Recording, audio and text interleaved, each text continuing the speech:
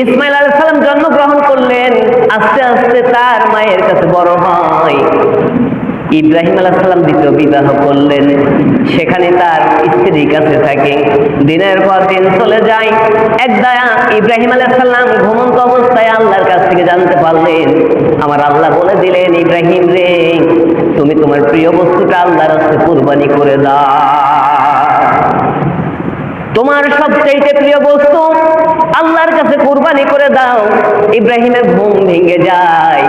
ঘুম থেকে উঠে পরের দিনে 100 উট কুরবানি করলেন। আল্লাহ বললেন, না, তোমার কুরবানি আমার কাছে কবুল হলো না,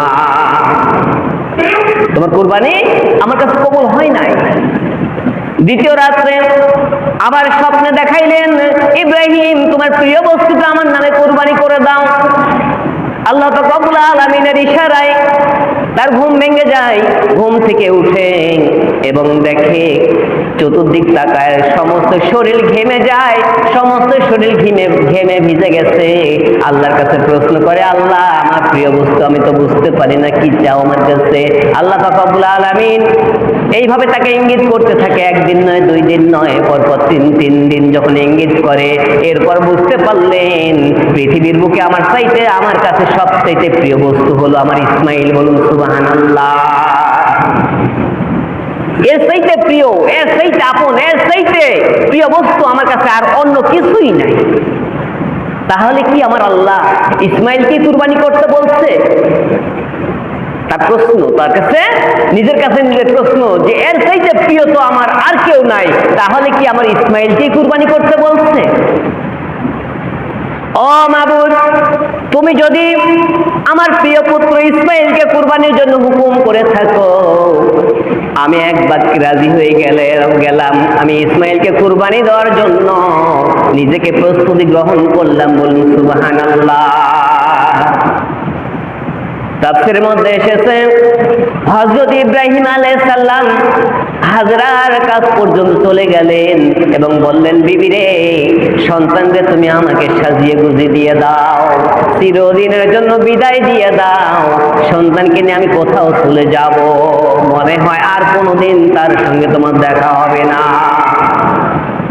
এই কথা যদি কোনো মাকে বলে যে সন্তানকে সাজিয়ে গুজিয়ে দাও, চিরদিনের জন্য সাজিয়ে দাও, আর জীবনে তোমার সঙ্গে এই সন্তানের দেখা হয়তো আর হবে না, এই কথা যদি কেউ বলে থাকে, তাহলে কোনো মা কি সন্তানকে সাজিয়ে দেবে?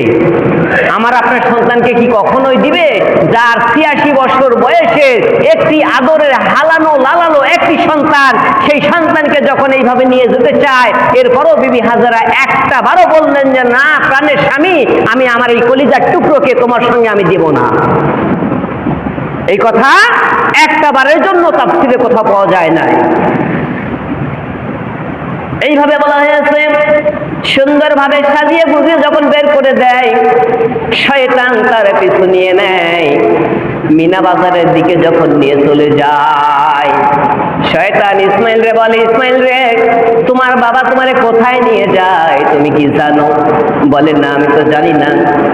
ইসমাইল রে বলে, ইসমাইল শোনো, তোমার বাবার প্রভুকে খুশি করার জন্য তোমার বাবা তোমারে কুরবানি করার জন্য নিয়ে চলে যায়। ইসমাইল বললেন, আমি বুঝতে পেরেছি তুমি যে শয়তান, এর মধ্যে কোনো প্রকার সন্দেহ নাই। তুমি যে শয়তান হবে, এর মধ্যে কোনো প্রকার সন্দেহের অবকাশ নাই। কারণ আমার বাবার প্রভু বললে তোমারও তো প্রভু, সেই কথা তো তুমি একবারও স্বীকার করলে না। আমার বাবার প্রভু বললে কে? এটাই আমি বুঝে নিয়েছি তুমি হলে আজাজিল শয়তান। ওই শয়তান, তুমি শুনে রাখো, আমি ইসমাইল বলে দিলাম, আমি ইসমাইলকে কুরবানি করবে, এ তো আমার সৌভাগ্য। পৃথিবীতে লক্ষ লক্ষ ইসমাইল আছে, হাজার হাজার ইসমাইল আছে, কোটি কোটি ইসমাইল আছে, কোন ইসমাইলকে কবুল করলেন না। আমি ইসমাইলকে যে আল্লাহ কবুল করেছে, এর চাইতে বড় সৌভাগ্য আমার কিছুই আরো হতে পারে না। বলুন সুবহানাল্লাহ। শয়তান, তুমি দূর হয়ে চলে যাও, সুকান দূর হয়ে যাও। শুনে রাখো, আমি ইসমাইলকে একবার নয়, 1000 বার যদি জন্ম হতো আর 1000 বার যদি কুরবানি করতো, আমি বাবার কথায় এক বাক্যে রাজি হয়ে যেতাম। বলুন সুবহানাল্লাহ। এইভাবে যখন দেখলেন ইসমাইলের সঙ্গে পারা সম্ভব হলো না, বিবি হাজরার কাছে আসলেন। হাজেরাকে প্রলোভন দেখাইতে শুরু করলেন, বিবি হাজেরা তোমার সন্তানরা তোমার স্বামী নিয়ে চলে গেছে, কোথায় কি গেছে বলতে পারবা? বলে না আমি তো জানি না, আমার তো বলেও নিয়ে যায় নাই, আমার সন্তানরে সাজিয়েছে আমি খুশি মনে সাজিয়ে দিয়েছি। শয়তান বললেন শুনে রাখো, তোমার স্বামীর প্রভুকে খুশি করার জন্য তোমার আদরে ইসমাইলকে কুরবানি করতে নিয়ে চলে যায়। হাজেরা বললেন ও শয়তান, আমি তোমার চিনে ফেলেছি, সে তো শুধু আমার স্বামীর প্রভু নয়, সে হচ্ছে বিশ্বজাহানের প্রভু, একমাত্র খালেক, একমাত্র মালিক, যার মধ্যে কোনো প্রকার সন্দেহের অবকাশ নাই। ও শয়তান তুমি শুনে রাখো, তোমার আমি রেড সিগন্যাল দিয়ে দিলাম, তোমারে ঘোষণা দিয়ে দিলাম, তোমারে বলে দিলাম তুমি এখানটা দূর হয়ে চলে যাও। আমার গর্ভে যদি হাজার হাজার ইসমাইল জন্ম হতো, আর আমার স্বামী যদি এসে তার প্রভুকে, তার আল্লাহকে, তার প্রতিপালককে খুশি করার জন্য 1000 ইসমাইলকে যদি আমার কাছে চাইতো, আমি বিবি হাজেরা খুশি হয়ে সন্তুষ্ট হয়ে প্রত্যেকটা ইসমাইলকে দিনের জন্য আমি সাজিয়ে দিয়ে দিতাম। বলুন সুবহানাল্লাহ। ও বন্ধুগণ, এইভাবে শয়তান যখন প্রশ্রয় পেল না, মিনা বাজার পর্যন্ত যখন ইসমাইলকে নিয়ে চলে যায়, ইসমাইল বললেন বাবা শয়তান পিছু নিয়েছে, কখন যেন কার মত ঘুরে চলে যায়। মানুষের মন কিন্তু দেখবেন অনেকের মধ্যে পরিবর্তন হতে পারে, পারে না? যে কোনো সময় পরিবর্তন হয়ে যেতে পারে। বাবা আমাকে নিয়ে যেতে যেতে যদি শয়তানের প্রলোভনে তোমার মত পরিবর্তন হয়ে যায়, তুমি আল্লাহর কাছে জবাবদিহি করতে পারবে না আল্লাহ, সেই জন্য আব্বা আপনার দেরি না করে আপনি আমাকে এই জায়গার মধ্যেই কুরবানি সম্পূর্ণ করে দেন, আমি খুশি হয়ে যাব। বলুন সুবহানাল্লাহ। ইসমাইলকে কি করলেন? শোয়াই দিলেন কুরবানি করার জন্য। রব্বি হাবলি মিনাস সলিহিন, যে আদরের সন্তান, যে ভালোবাসার সন্তান, সেই সন্তানকে কুরবানি করার জন্য তলবারি চালায়, কিন্তু তলবারিতে আর কাটে না।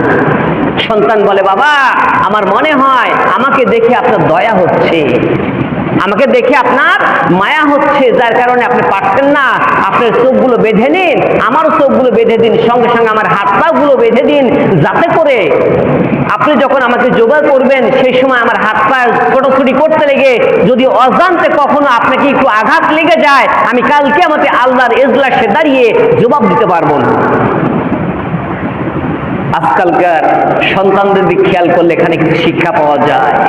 ইসমাইল জবে হয়ে যাবে, তার হাত পায়ের আঘাত লাগতে পারে বাবাকে, সেই জন্য আদর্শের প্রতীক হিসাবে তার হাত পা বেঁধে নেওয়ার কথা বলছে।